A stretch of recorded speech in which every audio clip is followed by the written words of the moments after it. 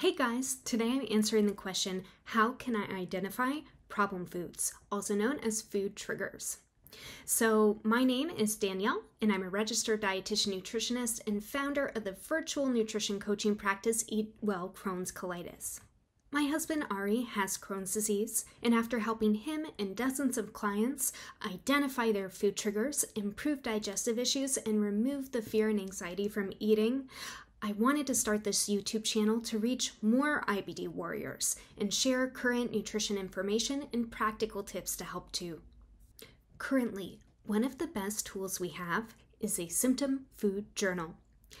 Now, I know that a Symptom food journal is not a sexy recommendation. Likely you've heard that recommendation before, but I'm hoping that this video can provide some pro tips for you to hopefully help you get the most out of this activity to help you identify and find your food triggers. Here are the key pieces of information to keep track of.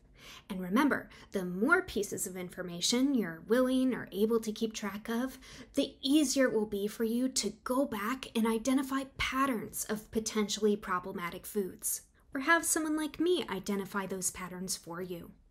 First piece of information you'll want to track or record is time. Not only the time that you consumed a food or beverage, but you'll want to record the time that you experience symptoms. So for example, I had a client I was working with a while back, and we determined that she was having symptoms 7 hours after she consumed eggs. Every single time like clockwork. She ate eggs at 10 a.m. and then she experienced symptoms around 5 p.m. So really looking at the time can give you an idea of how long it takes your body to maybe have symptoms after a certain food. And the time, just to give you an idea, may be very different depending on the type of food you consumed and what kind of intolerance you have. For example, say you're lactose intolerant, you'll likely have symptoms within 30 to 90 minutes after consuming that food with lactose, with dairy. Whereas that client with eggs, that was 7 hours after she had that. And your time may be different as well, but just having that data to keep track of is really going to help you. Second pro tip, ingredients. Now I know this may seem excessive or like a pain in the butt to do, but I have had so much success with my clients in just looking at different brands and seeing which ingredients may be more appropriate for somebody with a food intolerance. So here's an example. I was working with somebody who told me they had a very extreme sensitivity to tortillas. This client could not tolerate tortillas when we started working together. And I asked her, were they homemade? What was the brand you were using? And it turns out this person was buying this particular brand of tortillas. And she chose it because, it said protein, really big on the front, plant powered. Like those are such sexy terms right now. And, I do advocate for more protein for my IBD patients, but you'll see on the back when you look at the ingredients, I'm just looking at some right here. This tortilla has sucralose, which is Splenda, the sugar added, and it has a bunch of other interesting ingredients. Pea protein added in, it has modified wheat starch, a lot of big words, caramel food coloring added. So we did determine for this client that likely it was the sucralose or one of those other ingredients found in this tortilla that were causing her symptoms. Next pro tip is for when you're going out to eat. So when you go to a restaurant, you want to write down that restaurant's name and as much information about the dish that you ordered. For example, was the dish baked, grilled, fried? Did the dish come with a sauce? Any sides?